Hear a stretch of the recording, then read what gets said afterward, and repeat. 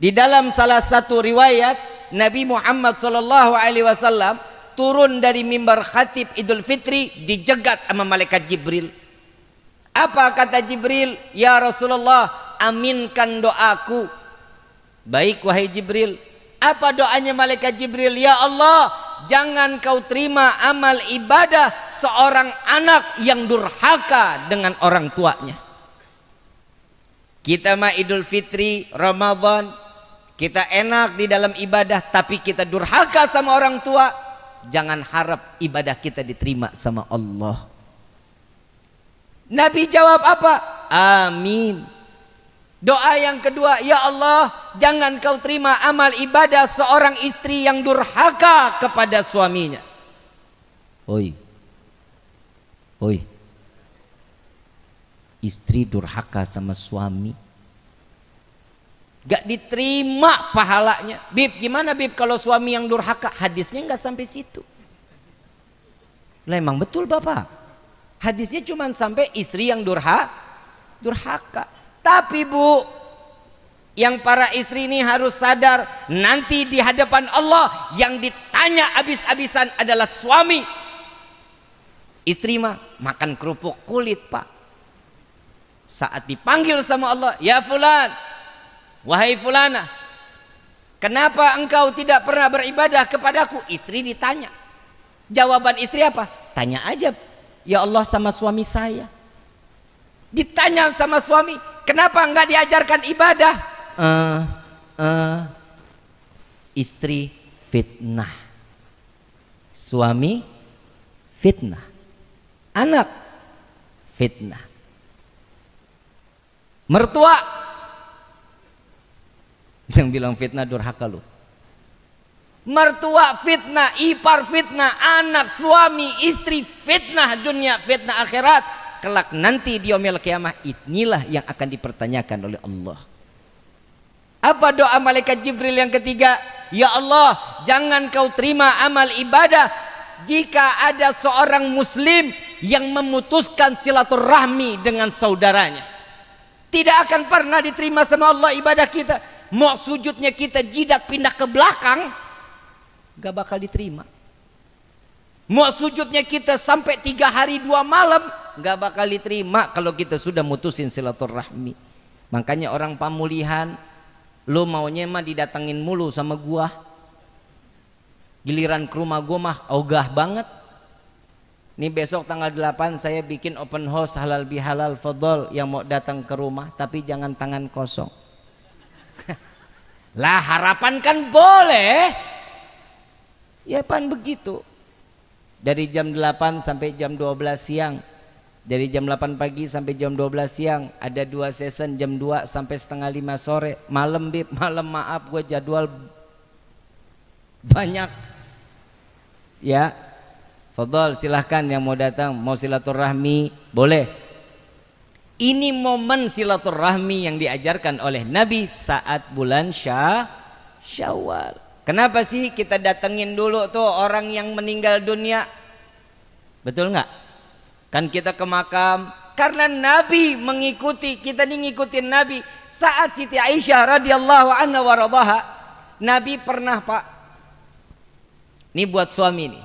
Suami kalau pulang kemalaman jangan main gabruk-gabrukin pintu Pak. Ya Bu ya. Kalau kan istri kaget begitu kan. Suami Nabi waktu pulang kemalaman buka pintu pelan-pelan Nabi. Assalamualaikum sampai 3 kali.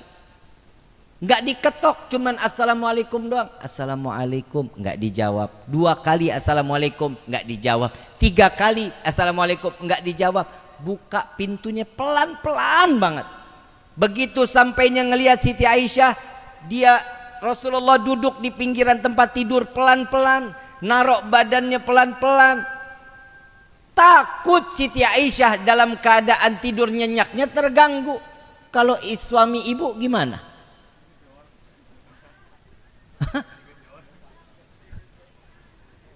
Tuh hati-hati Pak, ini adab di dalam rumah tangga. Saadi lu dengerin baik-baik tuh. Jangan masuk kamar main gubrak. Itu yang diajarin sama Nabi. Yang selebihnya lagi, satu riwayat pernah lagi Bapak, Nabi pernah pulang agak kemalaman, mau ketok pintu, nggak berani. Kenapa? Takut Siti Aisyahnya tidurnya keganggu. Gelar sorbannya di depan pintu rumah. Tidur di bawah, di atas daripada sorbannya Nabi. Siti Aisyah terbangun ngelihat nggak ada Nabi. Buka pintu ngelihat cuman ujung sorbannya, begitu dibuka Nabi bangun lebih dulu mengatakan, maafkan aku wahai istriku. Istri, Bapak begitu enggak? Enggak. Tuh Pak, Nabi udah ngajarin sama kita. Kita di dalam urusan suami istri silaturahmi juga yang baik. Sering-sering ngobrol Pak. Jangan Bapak bawa diri, istri bawa diri, akhirnya anak terbengkalai. Ini adalah satu momen yang dikatakan oleh Nabi Muhammad SAW, penyempurnaan iman awalnya tuh dari diri kita dulu. Iman itu bisa sempurna kalau kita ibadah. Kalau ibadah urusan kita sama Allah baik, sama urusan orang lain nggak baik, percuma.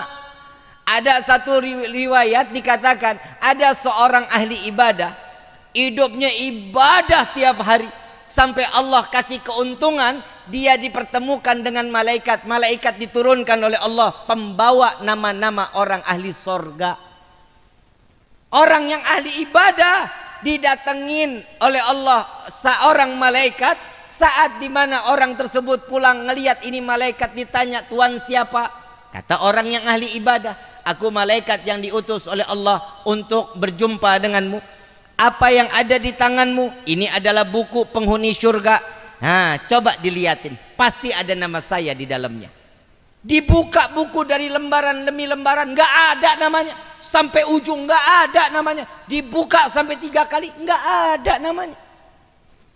Sampai Allah mengatakan, wahai malaikatku, sampaikan kepadanya, urusan dia kepadaku baik, tapi urusan dengan manusia yang lain nggak baik.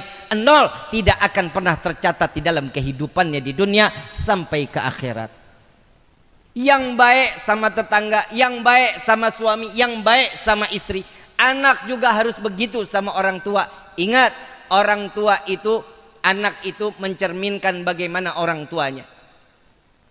Kalau bapak bisa ngedidik anak-anak, insya Allah anak-anaknya menjadi anak yang soleh-soleha.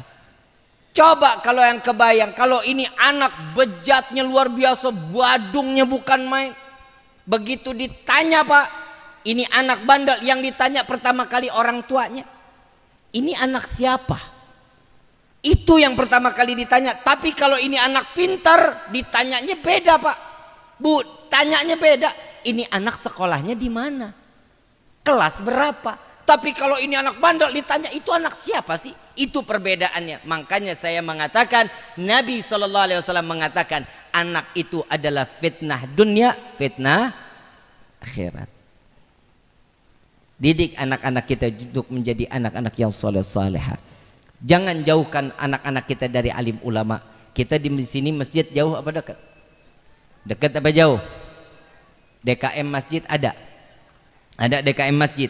Kalau ada anak-anak main ke masjid, jangan diomelin, jangan disentil, jangan diusir. Kenapa? Karena anak-anak inilah pewaris kelak untuk memakmurkan masjid. Al-Imam Ghazali radhiyallahu anhu waradahu mengatakan, celaka bagi masjid yang sudah tidak terdengar suara anak-anak.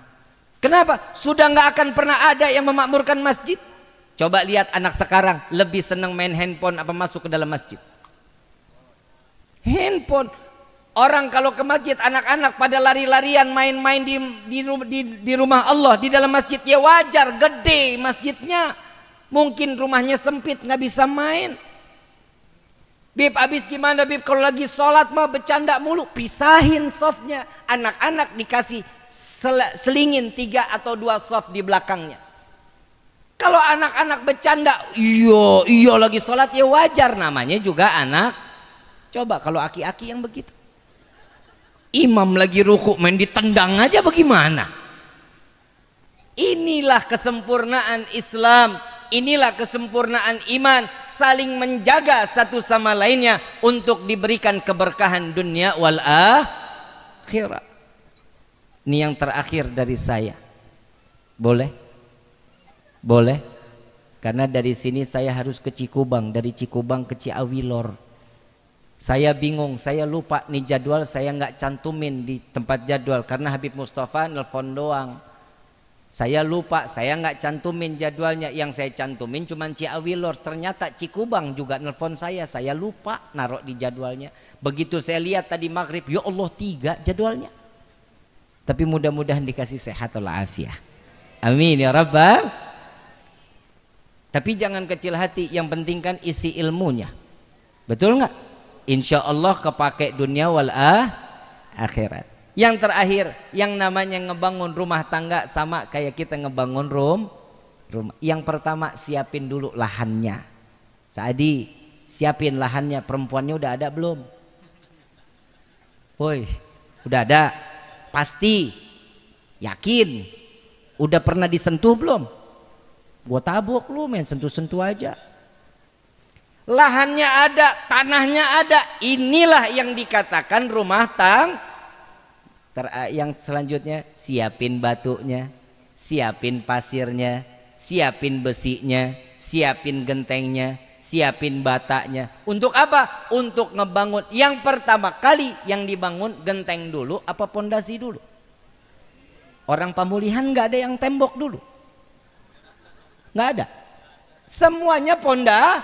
Untuk apa? Mempertahankan kekokohan Kalau pondasinya bagus, kokoh, rumah ratusan tahun insya Allah nggak akan runtuh.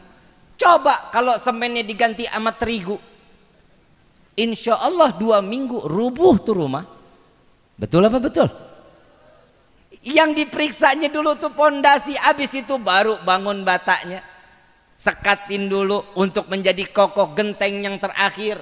Sama begitu juga rumah tangga, jangan main asal nikah tapi nggak tahu apa urusan dunia sampai ke akhiratnya. Didik istri kita untuk menjadi istri yang soleha. Dia nggak sholat, tegur yang baik. 2 kali juga dia masih nggak mau ibadah, agak dikencengin kerasnya pak, suaranya dikencengin. Yang ketiga, dia masih nggak mau ibadah, keluarin dia dari kamar, suruh tidur di ruang tamu. Berani nggak pak? Hahaha aja lu. Ini syariat pak. Masih nggak mau juga, pulangin ini istri ke rumah orang tuanya. Belum masuk talak, belum. Didik, suruh didik orang tuanya. Bapak, ibu, saya minta maaf, saya kembalikan anak ibu sama bapak ke rumah. Untuk apa? Tolong dididik, saya mungkin kurang bisa cara ngedidik anak ibu bapak. 3 bulan saya jemput lagi, 3 bulan didatengin ke rumah, masih nggak mau ibadah juga. Masuk talak 1, pisahin. Jadi orang di dalam rumah tangga bukan asal main cerai-cerai aja. Gak boleh, cerai boleh, tapi Allah paling benci perceraian. Kenapa? Putusnya silaturahmi. Jaga rumah tangga kita menjadi keluarga yang sakinah, mawaddah, warahmah. Didik istri kita, suami istri bahasa yang lembut sama jangan bu, nada tinggi kepada suami itu nggak boleh bu. Nada dengan tinggi, pak tolong ini pak, nggak boleh, dosa besar. Bib kalau suami urusan dia, orang dia imam suaranya lebih kencang nggak daripada makmum? Allahu Akbar, coba kalau Allahu Akbar, makmum juga bakal ngikut. Yang namanya imam suara lebih tinggi wajar, kenapa? Biar makmum ngikutin. Ini kagak terbalik, istri yang suaranya tinggi, yang makmum malah laki-laki. Hahaha. Tuh yang perempuan begitu istri siapa sih? Istri Pak Kuwu katanya. Gak boleh teriak-teriak, apalagi sambil melotot-melotot kalau ngomong, dosa. Kalau ada istri yang begitu pak, colok matanya. Istri banyak aturan di dunia memang wajar. Kenapa? Karena istri adalah salah satu kunci suami masuk ke dalam surganya Allah. Istri gampang masuk ke dalam surga kalau mau. Mau nggak? Mudah-mudahan yang di sini semua istrinya ahli surga. Tapi bohong. Mau jadi ahli sorga mau? Apa kata suami? Iya. Apa kata suami? Jangan ditolak. Apanya yang dia minta? Iya pak, iya yang, iya cinta. Terserah mau ngejawabnya apa. Panggilan mesra kudu wajib harus di dalam rumah tangga. Nabi manggil Siti Aisyah siapa? Humairah yang pipinya kemerah-merahan. Bapak nyaut, nih dia beb masalahnya istri saya hitam legem. Iya dipanggilnya manis, sweetie, kan begitu ya. Jangan dipanggil Blacky, jangan. Kiamat kubro lu. Panggilannya mesra. Terus panggilan anak kepada orang tua jangan dipakai ibu, bapak, papa, mama, ayah, bunda, jangan. Makruh hukumnya. Panggilannya apa? Sayang, cinta, sweetie, beb, my love, kayak merek spray. Panggilan sayang. Kenapa? Itu yang ngejaga rumah tangga kita jadi utuh. Saat lagi marah istri manggil sayang, luntur pak. Betul nggak? Betul nggak? Maaf pak, istri saya manggil saya sayang pak. Ya gimana nggak sayang orang modelnya begini? Lah betul-betul, nah kenapa bini-bini gua? Panggilan sayang itu bisa ngerubah nih kalau lagi ada masalah, tiba-tiba udah dong yang selesai pak, masalah selesai. Tapi kalau istri dipanggil sayang gak bakal selesai sebelum duit keluar pak. Betul apa betul pak? Itulah tugas seorang istri, menghabiskan duit suami. Jadi bapak nggak boleh marah pak, karena tugasnya istri. Tapi yang paling pintar seorang istri yang ngejaga harta tuh. Arisan boleh silakan, tapi nggak tiap hari juga gelo. Baju kredit silakan, juga nggak sampai 10 pasang. Ambil nggak apa-apa, itu rezekinya seorang kalau istri ditugaskan oleh Allah diberikan satu titel matre, alhamdulillah. Perempuan pemulihan matre nggak? Matre nggak? Nggak matre, nggak normal lu berarti. Saya punya duit 1 juta sama 100, pilih yang mana? Itu matre namanya PA. Duitnya belum ada aja masih milih. Kalau ada perempuan matre wajar, karena cantik itu butuh tuh. Gue belain lu, tenang aja. Saya mah nggak gedek-gedek banget juga sama istri mah. Eyeliner aja udah ketahuan pak 125. Krim siang krim malam satu paket toner 375. Belum lagi blush onnya. Blush on satu paket tuh pak yang kotak gede 320 pak. Belum lagi yang namanya eyeshadow. Eyeshadownya aja kalau udah satu paket tuh pak panjang, ya Allah pak, harganya bisa sampai 475. Habib kau tahu bini gua. Tapi alhamdulillah pak, saya punya istri mau tidur aja dandan. Istri bapak begitu nggak? Lah,